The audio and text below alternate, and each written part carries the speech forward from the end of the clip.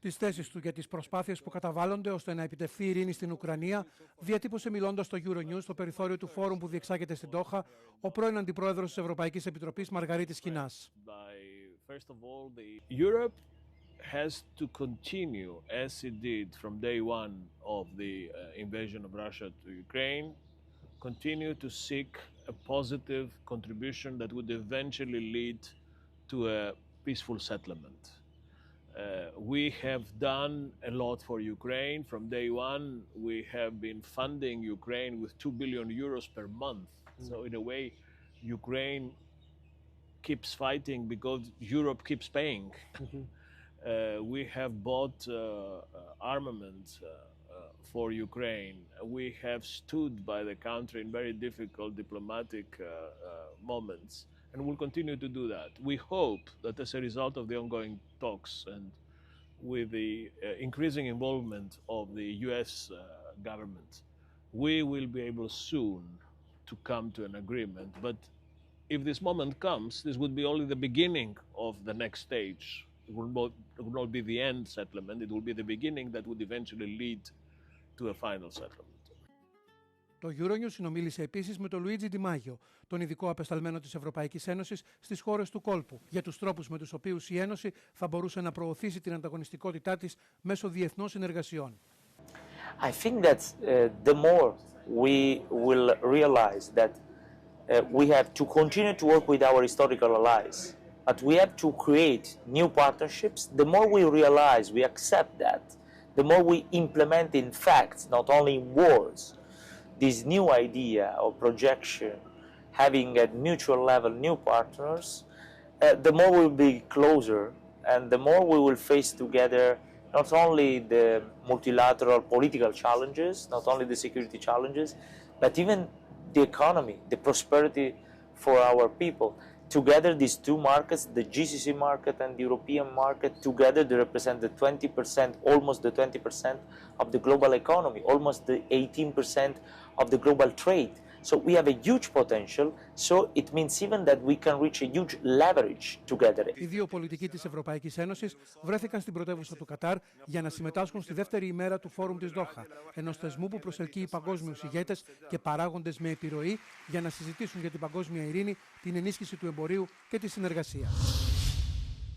Τα δύο μεγαλύτερα συνδικάτα της Πορτογαλίας κάλεσαν σε γενική απεργία για να διαμαρτυρηθούν για μια νέα δέσμη μέτρων για τα εργασιακά που ανακοίνωσε η κυβέρνηση. Η απεργία έχει προγραμματιστεί για την προσεχή 5η 11 Δεκεμβρίου και θα είναι η πρώτη εδώ και 12 χρόνια. Η τελευταία πραγματοποιήθηκε κατά τη διάρκεια της οικονομικής κρίσης, όταν η Πορτογαλία αντιμετώπιζε πρόγραμμα διάσωσης. Η κυβέρνηση Μοντενέγκρο λέει ότι τα μέτρα αποσκοπούν στην αύξηση της ευελιξίας στην αγορά εργασίας.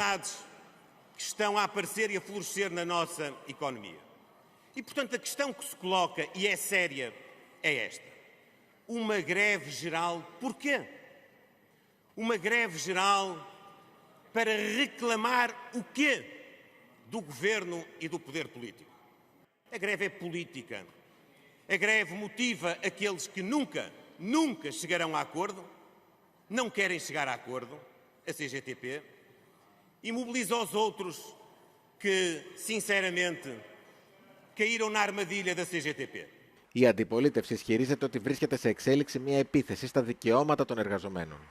O Sr. Primeiro-Ministro que está a fazer com esta proposta é de lançar os mais jovens na precariedade, nos recibos verdes e na economia informal.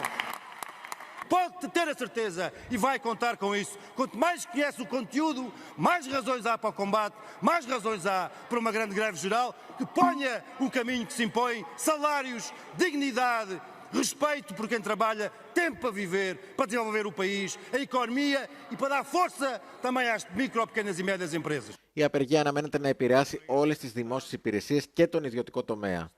Ορισμένοι από τους τομείς που θα πληγούν περισσότερο είναι πιθανότατα οι δημόσιες συγκοινωνίες, τα αεροδρόμια και τα νοσοκομεία. Over the weekend, there was yet another battle between the EU and Elon Musk, who claims the European Union should be dismantled. It sounds extreme, but if you look at the timetable, the bells have been ringing for some time already. Let's go back to July 2024. Musk claimed Brussels offered him a secret illegal deal to censor speech. Fact check. It was a standard compliance procedure offered to every platform, but Musk used it to frame himself as a victim. Then was August 2024. The European Commission sent a formal warning letter to follow EU law. In response, Musk tweeted a very non-diplomatic meme from the movie Tropic Thunder. In late 2024, he told German voters to back the far-right Alternative für Deutschland. And then he attacked Italian judges on migration, claiming they need to go. And his current battle is against the 120 million euro fine for his social media platform X. However, the fine is not about supposed censorship, but about consumer fraud. It means selling verification to anyone, including bots, actively blocking researchers from seeing public data, and hiding who actually pays for the ads you see. Given that the penalty is well below the maximum possible fine, we need to ask one question. Is the game you play, Elon, actually about business? Or maybe it's about something else?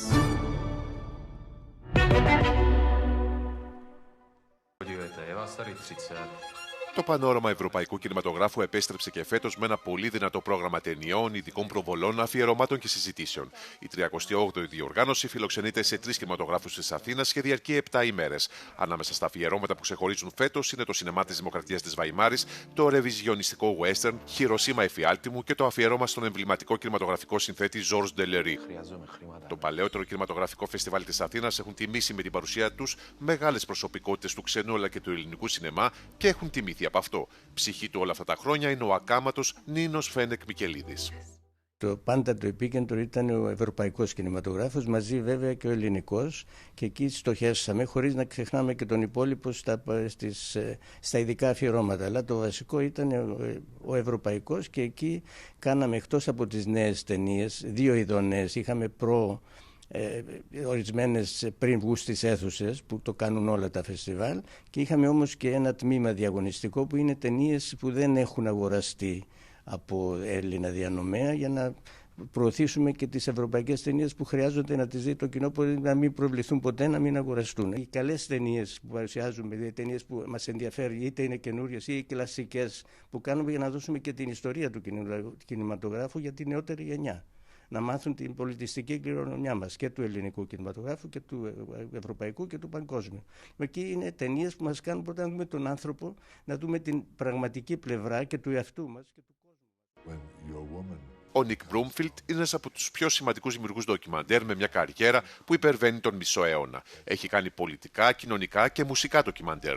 Το Πανόραμα τιμά φέτος τη μεγάλη συνεισφορά του με ένα ειδικό αφιέρωμα. Ο πολυβραβευμένος κινηματογραφιστής ήρθε στην Αθήνα, έδωσε ένα masterclass για το δικό του τρόπο δημιουργίας ταινιών τεκμηρίωσης και θα παρουσιάσει κάποιες από τις ταινίες του στο κοινό. Το τελευταίο του ντοκιμαντέρ The Stones and Brian Jones κυκλοφόρησε το 2023 και σημείωσε μεγάλη επιτυχία. Αφορά το ιδρυτικό μέλος των Rolling Stones και προβάλλεται από το Netflix. You know, with the advent of Netflix and the streamers, they're extremely commercial. So they're not interested in political films, you know, they're too boring for an audience, right? So they want celebrities, they want music, they want famous people. And hopefully, I think if you dig deep enough in any situation, there's a great story, you know.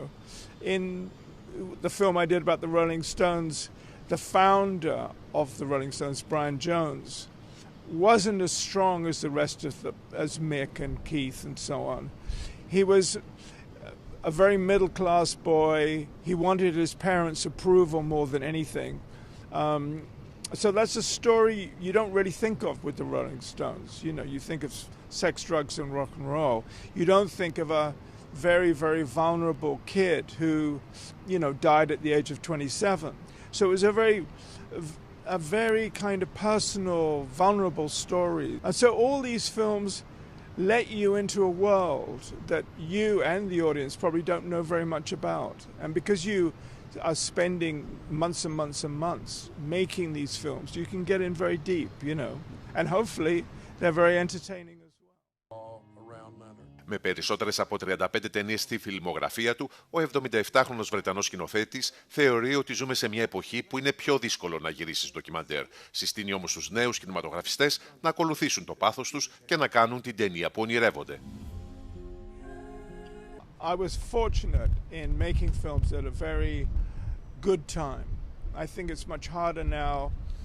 I think that, you know, the streamers are making very, very formatted shows which are not that great, and it's difficult for, I think, young people to get in. But I think the important thing is if you really do follow your passion, if you follow, you know, because documentaries are also a great way of discovering the world that you live in. And they can be enormous fun as well as enormously hard work. So I think you just have to stay with your beliefs. You need to start making the film that if you're thinking of one passionately, don't wait for the phone to ring or somebody from Netflix to say, here's a couple of million to make a film, you know, because you'll be sitting on that sofa waiting for years and you'll become an old person before you make it. You need to get out there, discover how much you really love making films, and maybe you'll make something really great, really original. Don't imitate what you see. Do something really personal and different. And that's the way I think people can get into the business.